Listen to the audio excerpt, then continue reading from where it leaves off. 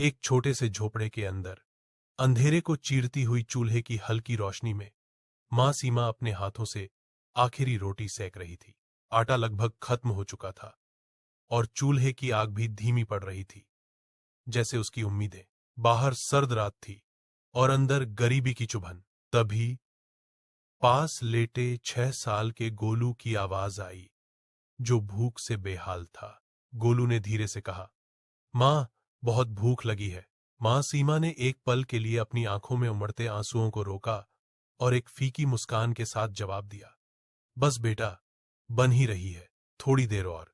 उसने रोटी को सावधानी से पलटा, जैसे वह सिर्फ आटा नहीं बल्कि अपने बच्चे की उम्मीद सेक रही हो। जब रोटी तैयार हो गई तो मां ने उसे एक पुरानी प्लेट में रखा और गोलू के सामने रख दिया। गोलू ने अपनी छोटी छोटी उंगलियों से रोटी का एक टुकड़ा तोड़ा और उसे मुंह में डाला। 2 कौर खाने के बाद उसकी मासूम नजरें मां पर पड़ी, जो चुपचाप उसे देख रही थी और खुद कुछ नहीं खा रही थी। मां, तुम क्यों नहीं खा रही?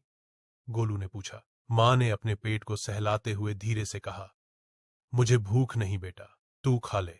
उसकी आवाज में ममता का सागर उमड़ रहा था, पर गोलू ने उसकी आंखों में छिपी भूख को भांप लिया था।